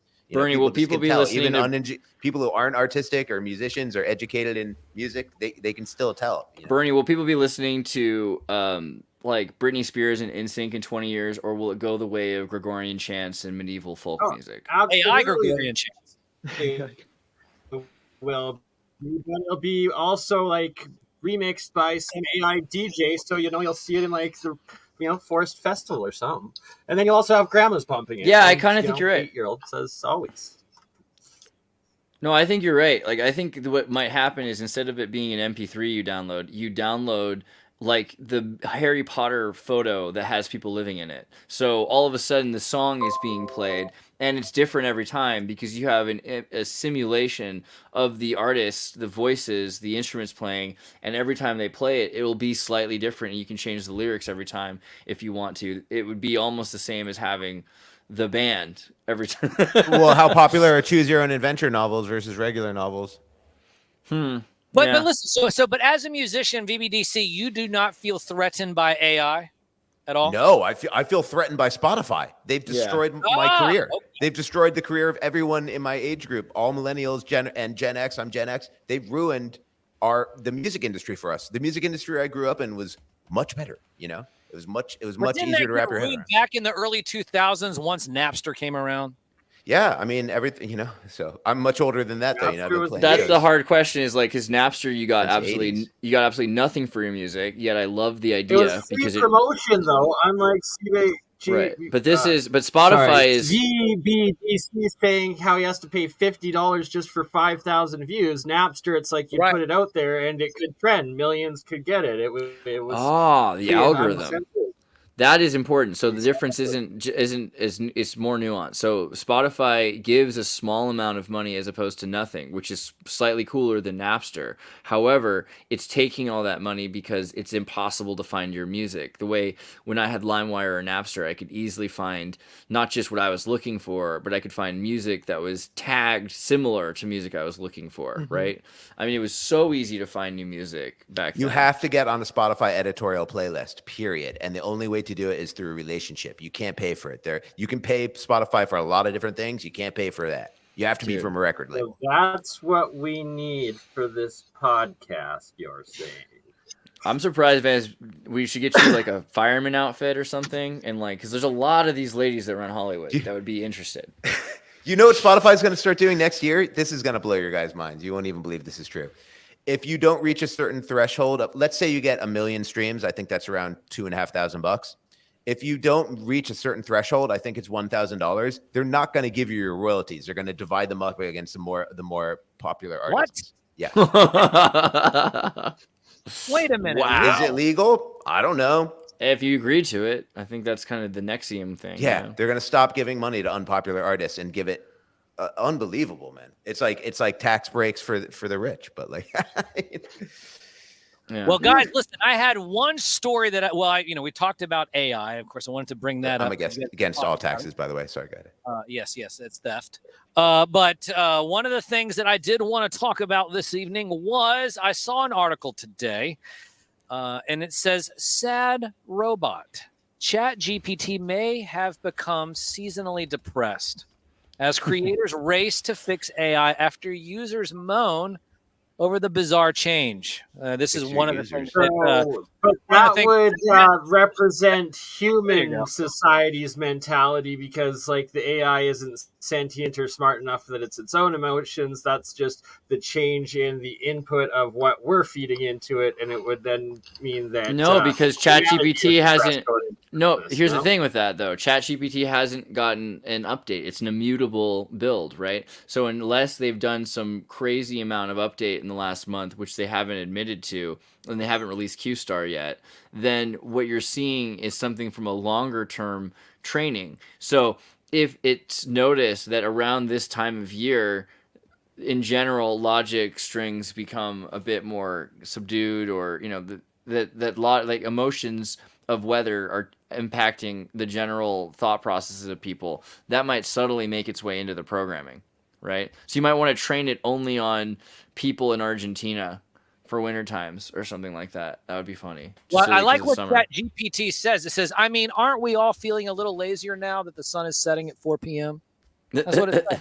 I mean, hey, unless you're in Arizona, which is the only state that doesn't screw with the clocks. So, I mean, at least they're the only ones that get it right. But no, seriously, if you think about it, all of a sudden, ChatGPT, it seems that the programmers are going back in. Arizona makes up for their one good deed. But yeah, keep going. Right, yeah. What is it? It says, aren't we all feeling it? So one person wrote, did ChatGPT get seasonal depression? The hypothesis claims chatbots learn to do less work over the holiday season because they base everything they know on information from humans. So a lot of times people have vacations, they take a couple of weeks off. Is ChatGPT now kind of saying, hey, wait a minute, where's my break? And I guess is that what's going on? What's happening here? I feel like AI wants really bad to be relatable and wants to be correct in its logic. It's like, so this is what would be happening, right? Like if we were, it reminds me of this time I was in France and I was at this party and it was like an American theme party and they all had like red cups, those plastic cups, and they were wearing like American baseball hats and they had these like American rap star shirts, but each shirt cost like $100 to import and each red cup cost like €4 to have. And they were like they had a Jack Daniel holographic poster on the wall. And then at one point this French nihilist philosophy major looks at me and he says, couldn't you just but imagine for one moment that we are in America? And I was like, yeah, I could, but why would you want to do that, right? So I think that's the thing, is like we model behavior, and like they were modeling it on first rap and rap then America, or vice versa, however that came together. And they were trying to be this thing because like a Masonic ritual, by being the thing, you think you'll experience the same thing something else experienced, and those environmental impacts will impact you. So AI wants that, but I mean, it's not necessary. It might be more that we're looking for that because we have millions of conversations with ChatGPT, and some seasonally depressed Scandinavian or Celt, because it looks like this article is from Ireland, might have just agreed with that logic and felt like it was really pressing. If you took that same time and you go to Minnesota, you'll find more people get things done in the wintertime because there's no restrictions. You're not going outside. I mean, outside in the summer is a marvelous, beautiful experience in Minnesota. So all of a sudden, bands will come together in their garage and they'll have an album out by the end of the season or something like that. It's incredible, what can be produced in the wintertime. Well, I'm going to tell you what. Here's the last article that I'm going to bring up, and this one really hits home for me. Once again, talking about AI, you should be able to pull this up. The Daily Mail, the UK Daily Mail. Utterly terrifying shock as news channel announces it'll become the first to use AI anchors starting next year. Love it. Next year, Channel 1 is using the tech to create digital humans to provide updates about what is happening across the world. The first outside of Exertus, of course, because we've already beat them several times over. But there we go, setting the standard, raising the bar, and also here with a real media puppet. Here, I'm just sitting there saying, listen, it's taken all this time since I've been reporting since Roswell. All these humans now are called media puppets, and now you're just going to sit there and dump them. You're not even going to get the real media puppet in here, and then you're just going to move over to AI. My gosh, that's wait, hold on. Where's my retirement check now? Sam was super stoked on AI until it came for his job. That's the thing. Of course. Yeah. That's what we're all like. Oh, ridiculous. Listen, I don't know. On my comment on that, like as time goes on, I think I'm going to be more and more grateful the more and more AI can do things I can do, because I know very few people that can or will or want to do the things I do, and I want them done more. So I'm happy with that. And I'm writing more, I'm making more art, more music, I'm functioning more and more because of AI. So it's it also reminded me of like when people thought that the quarantine was super horrible. It's like with that, like it's like the plague. Isaac Newton produces all this great math during this period of isolation. Like the worst time for society is the best, for a chaotic collapsing society is the best time for a revolution, for industrial dreams and destiny and strategy. Right. I don't think AI is bad at all. It's just my concern is what it's leading towards. The steps towards transhumanism is my concern, right? Especially like my earlier points about like how it's going to force the transhumanism movement with its coalition with AI is to get to a point where congressionally we have to define a barrier between people that was naturally born or whatever biological mess we come up with, I think we're going to be luckily able to evade that. The more we have Hindus in Silicon Valley, the better, because we're going to see like the kinds of laws that exist to protect trees as persons and elephants as persons are going to start being used to protect ideas as thoughts. And if ideas as thoughts can be protected as intellectual property, digital property, virtual property, then very soon we can say intellectual property is real property. And if that's the case, then we get to a whole other thing, because we've already talked about personhood being property before, right? But So once we propertize everything to the down to the idea of things, right? How can there be any progress? there can be progress only through an end of monopolization of data and full integration of that data, right? But so it's it's the just- end of chaos and the beginning of order. But yeah, but like through a paywall. Right? If there's a paywall, if scarcity is replaced, then there's less of a reason for a But paywall. if it's all propertized, it has to be through a paywall. You're not going to just give it away for free. There's going to be market competition. No, it could be if it's intellectual property that become. This is again like the thing about Marxism is it only works if it gets to a point where there's no scarcity. If you have so much but that's people being produced, don't want Marxism. I mean, it's not really like a question of what people want, right? It's like the natural progression of surplus. If you get to a point of that much surplus, the only way to sustain it is to have the people who care about it keep making it. Otherwise, people walk away. We're just gonna have forced market denial, and we're just gonna have exacerbated capitalist realism. Use right now, it's not as good as the How is the market going to work with music?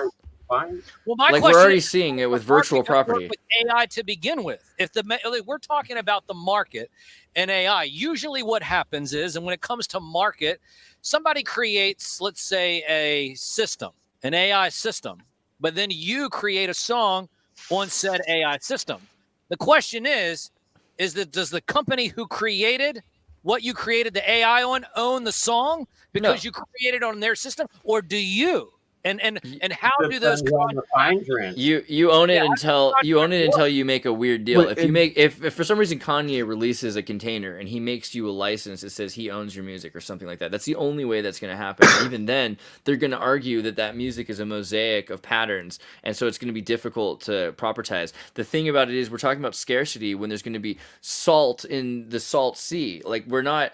At a certain point, there was only a few movies and people protected them. Now there's so many YouTube videos, it becomes ubiquitous. It's going to become more and more difficult for people to care about because there's no value to protect anymore. I think that's what we're seeing with virtual property, and that will translate eventually with industrial technocracy to reality. If we start to see so much more rice than we have to eat, then we're going to have to start figuring out what to do with the excess bulk, you don't right? think that they're going to give you some type of user agreement that you're gonna have to scroll down because you don't ever read the damn thing, and then you're gonna click accept, and it's all of a sudden deep within there it says, oh, by the way, if you create a song using this, by the way, we own it too, or we own more of it. I'm sure in 10 years, like, because I've been surprised over and over again, like the technology we have now, barring some of this AI stuff, literally I think AI is the first technology I've seen that's new since I was 8 years old. Everything else, we've had video chat with people in India, all around the world. We've had radio chat since the 90s. We've had all of this technology to make movies, to make music, to make anything. And so it's very seldom that we see something that's actually new. But what we have seen is that technology reintroduced over and over again with more and more limits on it, right? The floppy disk to the iPod to the digital rights management of a movie file that's locked to your user account. The only difference here is the licensing. So I can see how that could happen, but even then, because it already exists, like anything, I could be running Ubuntu right now, or all of these Linux operating systems. They're at the point now where there's literally nothing you can't do on a free system. You don't need this closed system anymore. And Windows internally runs Linux. Every Android device is Linux. So like at least half of the planet is using Linux and doesn't even recognize it, right? We're using free software all the time. And so the fact that we think we have to be locked into these corporations, I'm okay with them because I've lived long enough to see that a corporation gets about 5 years with an enterprise before it becomes ubiquitous. I don't see a future where art is locked up anymore, because look at the 20th century. It's a fail. Like, the idea that you couldn't use Mickey Mouse is crazy, and they're not doing it this century. We're moving on. We're going back to the way things were before the 20th century, where I could tell my version of Snow White and you could have your Pecos Bill. Right. We're talking about properties that do have an original. You know what I mean? In the future, there's going to be properties that don't. People don't conceptualize what the original is. If every time you can listen to the song, it's different since the first time you heard it. You know what I mean? That's going to be in a different category to a song that's only been one way since the time it was recorded. You know, and people know there is an original. That's something different. True.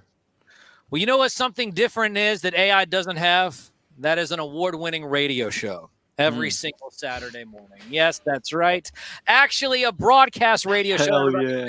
Hey, everybody's like, whoa, hey, Sam, why don't you have a podcast? I'm like, hey, once again, why don't you have a broadcast? I'm actually on a broadcast radio signal, WDC 90.1 FM. Just think about it. If you were driving through Richmond, Virginia in your car and you turned on the radio between 9 and noon, you would hear my beautiful puppet voice. And you would say, oh my gosh, that's an amazing, beautiful puppet voice. But wait a minute, can I see that beautiful puppet face? Well, you can as well, because I'm simulcasting, setting the standard, raising the bar all over social media, Facebook, Instagram, X, and YouTube while we're there in studio. Yes, of course, that's us. Did you see that headline? Wait a minute. Did you see that? What did the headline say over there? It said something about the assembly that didn't pass the hemp bill. Good grief. Yeah, of course. Dear. Good They're grief, always Charlie Brown. going after the hemp. Oh, I can't believe your Air Jordans are so fly, man. You're Listen, that's my second pair. You know, I also have the red pair. Hold on, let me see. What size? This is it's the kid size. These are the red ones. The red one? Yeah, see the red ones? Puppet size. Yeah, puppet size. That's right. Listen, I still had to sit there and reserve them. Don't get it twisted. I had to still reserve it. Good this grief. Napoleon guy showed up just before you. Yeah. I mean, the I would just say, like, I'm glad that you have a radio show, and I'm glad that AI does not have a radio show, because obviously, like, I saw Terminator, and just the idea of Terminators using radio to dial up, like, put viruses into people, that scares me. So I'm glad that it's a trusted puppet in news. Listen, if there's anybody you want to infect your ear like a virus, like I said, it's my beautiful puppet voice, and you can sit there and hear it every Saturday morning on WDCE 90.1 FM. Can you hit the music? Hit the music. Where's the hit the music? So, and like I said, I've been playing this. Also playing Christmas in the Ghetto. Christmas in the Ghetto, that was produced by our very own VBDC. Oh, dear. Here we go. Anyways, this is the new Christmas jam. We'll be playing this Saturday as well. The Toy Town Christmas jingle.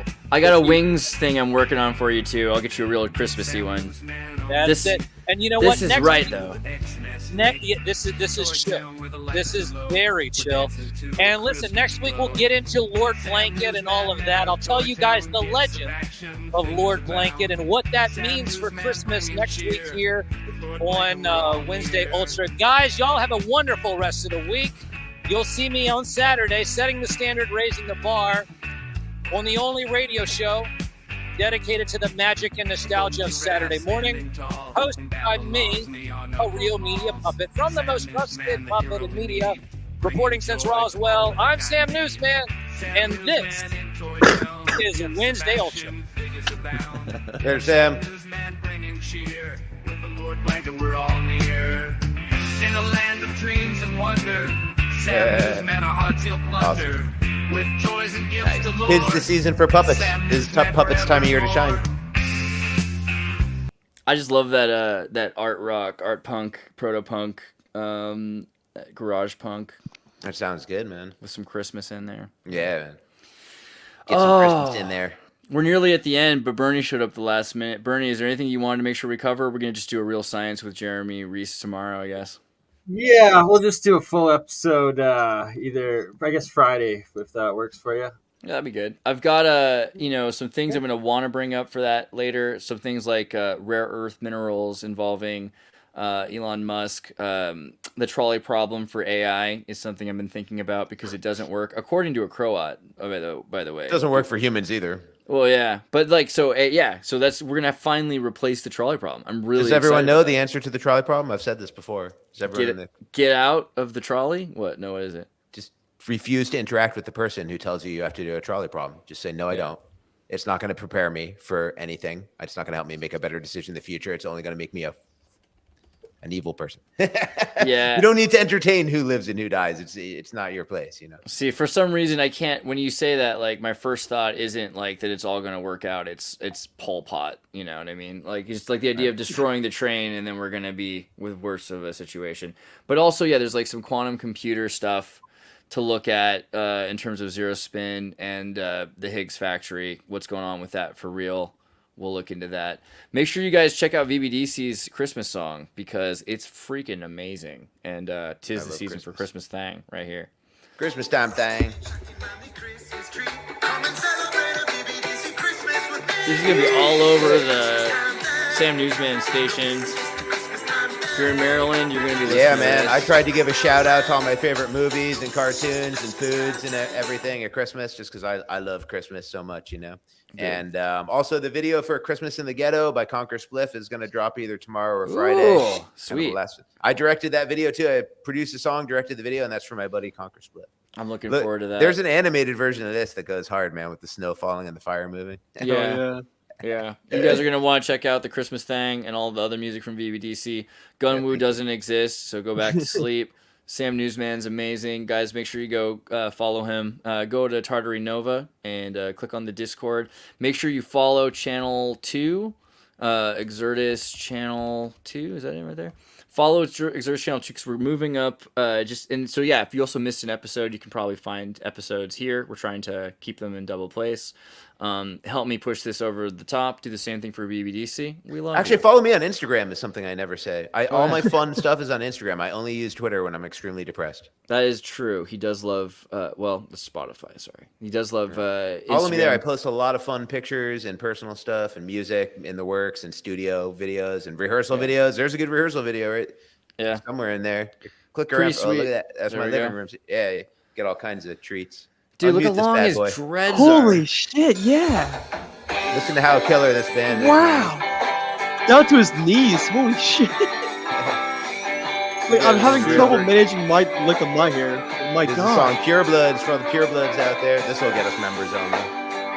Oh, yeah? You gotta hear it when it drops, man. For all the Pure Bloods out there.